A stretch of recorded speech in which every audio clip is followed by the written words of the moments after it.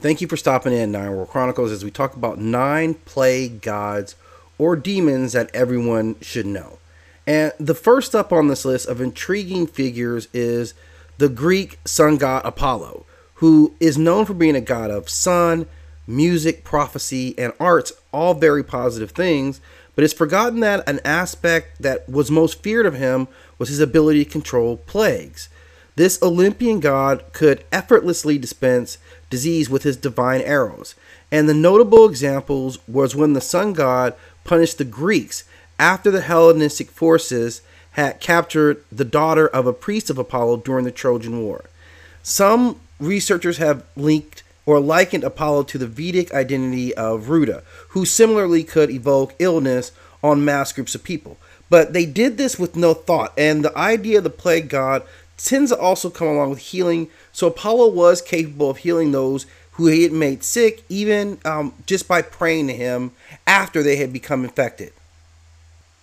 Chachila, alternately known as the jeweled fowl or the jade turkey, is a deity from the Aztec culture and is seen as both a god of night and darkness. He is said to rule over 13 days of the Aztec calendar and was feared by the Aztecs as the god of disease and pestilence. He is associated with the North, which further linked him to both sorcery and darkness. And from his place of being a plague god, similar to Apollo, he is also able to cleanse the contamination if properly appeased. Number 3, we have Nergal, and Nergal was an ancient Mesopotamian deity who was also associated with inflicted or sudden death, but also war and pestilence. He is said to be the husband or consort of Ereshkigal, who herself is the queen of the underworld. And through this relationship, they were said to be in tandem as the rulers of the Mesopotamian underworld. Now, Nergal is typically depicted as a regal being, dressed in long robes, wielding a scimitar and trampling a man. How he became associated with plagues is interesting, and he may be synchronized with Era, a violent Akkadian war god who was also associated with plagues. Some mention of them in ancient poetry suggests that they were simply two names referring to the same demon.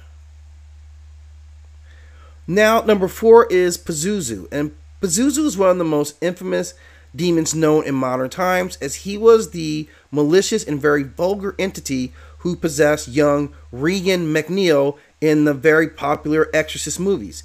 And we saw to the extent that this demon was both crafty and monstrous. He is depicted as a winged being who is beastly with obscene features. He was deeply feared, but also frequently invoked for protection against other evil spirits, plagues, and disasters. Pazuzu is regarded as some form of a supernatural mafia lord who could be bribed. It is believed that this deadly plague demon could frighten away other wicked beings or provide protection from natural calamities that he himself controlled. Reshep was an ancient Kemetic god of plague and war, and possibly a Syrian, even modeled after Nergal, was said to be introduced to the Kemetic pantheon during the New Kingdom era. In artwork, he is depicted as youthful and warlike, with a gazelle protruding from his forehead. The gazelle iconography survived in his Kemetic persona, which was also identified with other Kemetic war gods and regarded as a protection against diseases. Rotat, a Sami deity, a Sami demon of illness and death. He rode through the Sami lands on a horse, spreading epidemic and death wherever he went. He is also said to be the ruler of Rotamo, the land of the dead.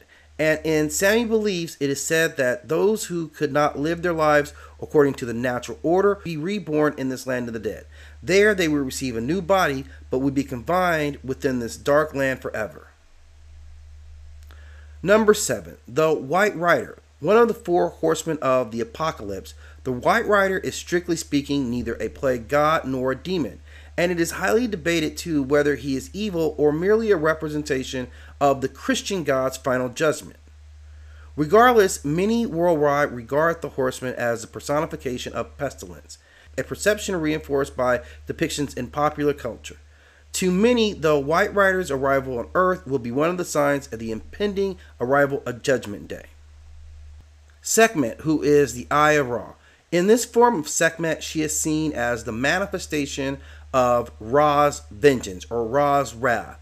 And we famously have heard the myth of her attack, which was physical, known for her great power as a warrior, but one of the things she controlled was plague. She could make whole armies ill to the point of death with a simple glance. It was one of her most feared abilities. She, like other plague gods, had the ability to heal, and it is shown in mythology she has done that. But what is most feared is her ability to wield a plague with impotence, to slay whole civilizations with the power of her plague. She was also, in this form of Sekhmet, associated with control over insects. Flies and mosquitoes are key to spreading plagues, and they were often utilized by plague gods or demons for exactly that purpose. And lastly on the list of these 9 plague gods, Sopona, or Shapona, who is the god of smallpox in the Yoruba belief system. He is said to have originated in the Yoruba people of Nigeria, where smallpox was believed to be a disease foisted upon humans due to Shapono's divine displeasure. And worship of this god of smallpox was highly controlled by a very specific priest in charge of the shrines of this deity. Again, the importance of making sure that he is pleased is primary for the entire culture. Now, due to the transatlantic slave trade, the beliefs of this deity have spread far beyond the continents of West Africa, and he's now prominent throughout many of the Americas in both North and the South. His use of his secret name is highly prohibited, as it is said to invoke the plague. So again, these are 9 specific gods and demons of plague that you should all be aware of. Thank you again for stopping in at 9 World Chronicles. As always, I encourage you to hit that like and subscribe, and click the notification bell when you know when new videos drop, as I'll probably do individual inserts on each of these gods or demons listed here.